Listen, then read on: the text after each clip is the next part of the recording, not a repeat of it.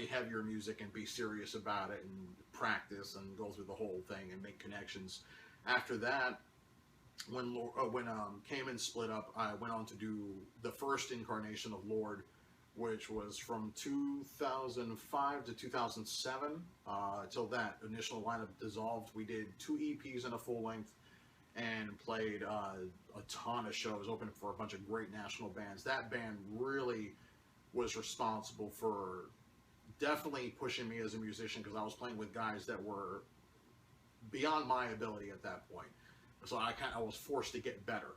You know, there was definitely growing pains, but it was definitely forced me to get better. And so yeah, we split, and we ended up splitting up in 2007. And in the midst of that, I was doing a project, a side project with you, called Pandora's Box. Just an excuse for us to get together and jam. And it was myself, you, our other brother Leo was on percussion, Andy Murray, who was the vocalist in Lord at the time, was doing drums, and we had Tony Bappel, who was just doing kind of karaoke and stuff like that, but had a great voice. And he was the vocalist for the band. And it was the true definition of experimental music. I mean, there was no guitar. We were both playing bass. So you're forced to kind of really approach music in a different way than what you're used to. It was a very kind of weird jazz fusion influenced kind of music. Some songs were better than others, and and the other ones that worked were kind of cool, were fun to play.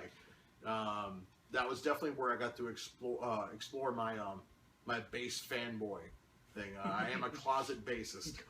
Yeah, guitar is and always will be my first love, but for some reason I tend to gravitate towards bassists and bands. Whether it's Steve DiGiorgio or Sean Malone from Cynic, or Cliff Burton, Roger Patterson from Atheist. I mean, those are the guys that I look to, and I'm like, okay, they're doing something completely different within the context of music that is usually guitar dominated. Mm-hmm. So those guys are, inspiring to me as a guitar player. Like, oh, that's cool. So to do Pandora's Box was fun, because I got to do something I don't normally usually do. Because whenever I do a project, it's like, oh, we'll get Will to play guitar. I'm like, like I still want to do a project where I'm just the singer, but which might suck big, but it'd be cool. And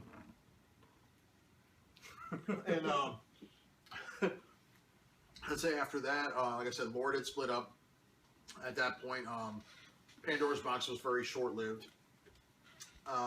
We started up a side project with Marcus, who at the time was singing with a band called Death Mask. It was him and Bobby from that band, and we had talked about doing another project because I wasn't doing anything musically at the time. And his band became Graythor, which you eventually joined, as well as Jesse Pugh, who had been kind of playing with local bands around the area. And that was another band that was kind of ended up being short-lived after, or at least that lineup was anyway. It started off as kind of like a proto black metal band, very influenced by Merciful Fate, Celtic Frost, Bathory, with also elements of like Emperor and Immortal and that kind of stuff. The lineup never really fully gelled. We ended up playing a couple shows and recording an EP, but then it quickly dissolved, and Bobby and Marcus kept the name and have taken the band in a whole nother direction, which is actually great, because they've become a killer band, incorporating death metal and black metal influences and really pushing that whole thing further as far as technique and approach and delivery. You should really check them out. The musicians they have in there that replaced us are phenomenal. So definitely probably the best thing that could have happened to them was us leaving. And but the rhythm section and myself from Graythor, the three of us ended up forming the second incarnation of Cayman, and that lasted for, I want to say it was 3 years. We did 2 full lengths until that band dissolved as well. Same stuff, musical differences, personalities weren't necessarily gelling. And then in the midst of that, Born of Ash had started, which was the next project I did with you. We're always trying to find some excuse for us to jam together. So it's just like, we've always been close growing up. So I was like, hey man, I get this project. Okay, I'll play on it. But that one, it was kind of, you had started working with Brandon, who was the drummer in Saint Diablo at the time. Or no, had left Saint Diablo at that point, which was a big local band. They brought in John Harmon from Illuvion on vocals, which I've always appreciated his vocal style. It's very, he has an effeminate quality to it, which to me served that material because it was ended up being more open to sensitivity and experimentation and very open emotionally. So to me, it was an opportunity to work with somebody who I've always respected and admired. So I wasn't really in the mindset of taking on another project because at the time I was also playing in a band called Old Scratch. And that was just a full-on doom metal band. We were touring all the time, so I didn't really have a whole lot of time. But as Cayman dissolved, that freed up my time a bit, so I took Born of Ash on as basically my side gig. And Born of Ash, unfortunately, fell prey to the same thing that had befallen all the other bands. It was personalities weren't necessarily gelling. We couldn't really find our feet as far as musical direction. Daphne and you, I think I kind of wanted to go more of a jazzy kind of influence, and the other three guys, myself included, want to go in more of a darker electronica vibe. And it just, I think the more we tried to compromise, the more the music didn't come out necessarily the way we had hoped. I'm proud of the material that we did, but I definitely don't think that band probably could have gone any farther than where it was. It would have been interesting though, but so that band ended up dissolving. I did 3 years in Old Scratch. We did a bunch of tours, opened up for a bunch of great bands, Pentagram, DRI, which for me was huge because I love punk rock. I love skating, and well, I used to be good at it. And I could hit me on a skateboard now and break my ass. But yeah, we played a lot of great opportunities. But Old Scratch was very much.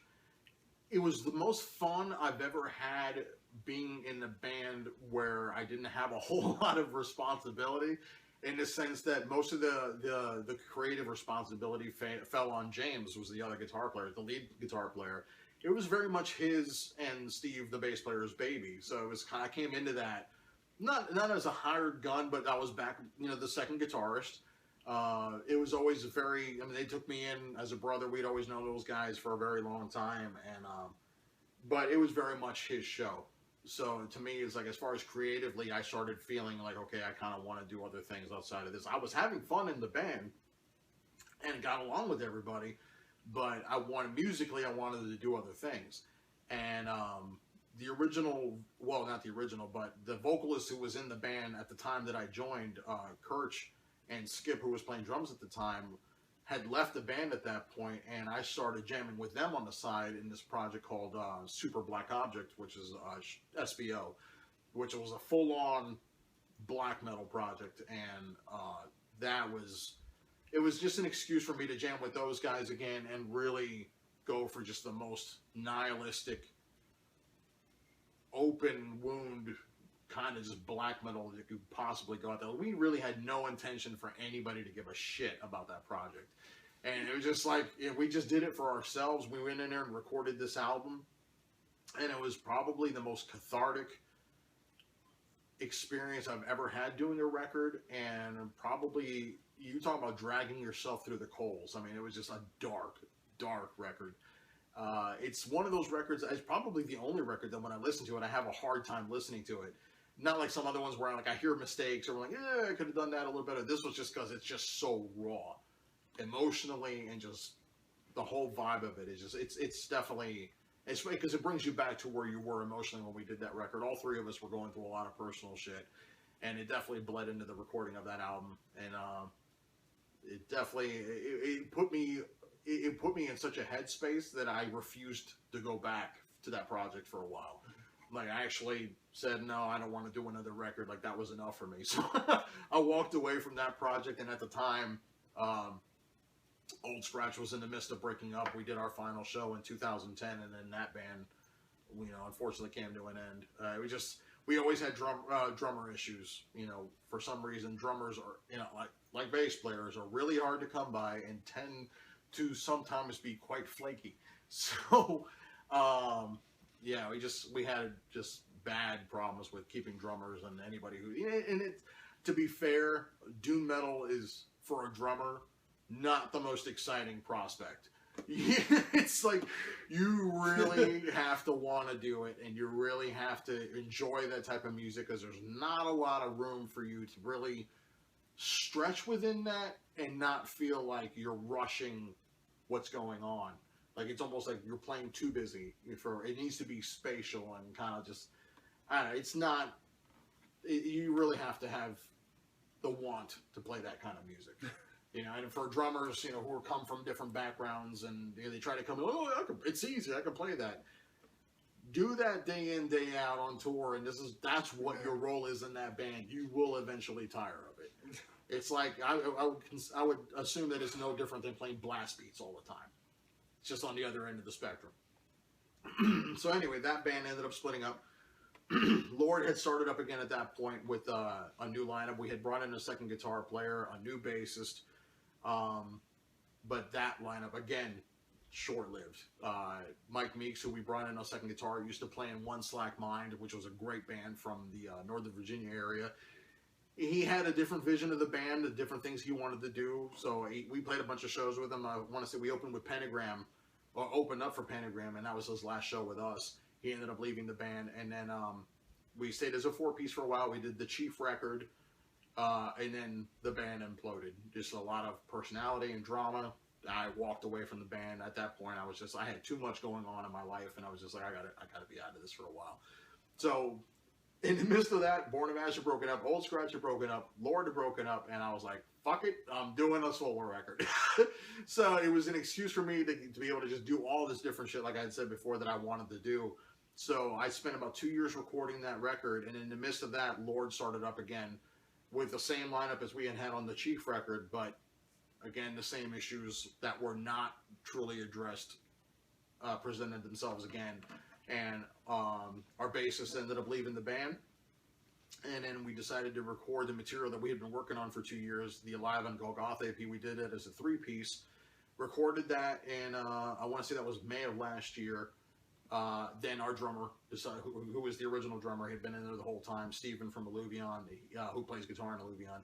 He left the band, decided that he wasn't happy and didn't want to do it anymore, which is fine. I'd rather you go do whatever you want to do and be happy with it than be in the band and be miserable. Mm-hmm. So he ended up leaving the band, and then we just brought in a whole new rhythm section. We brought in Chris Duguay on bass, Skip Marimo on drums, and then we recently brought, since January, Todd Werman's been playing second guitar with us.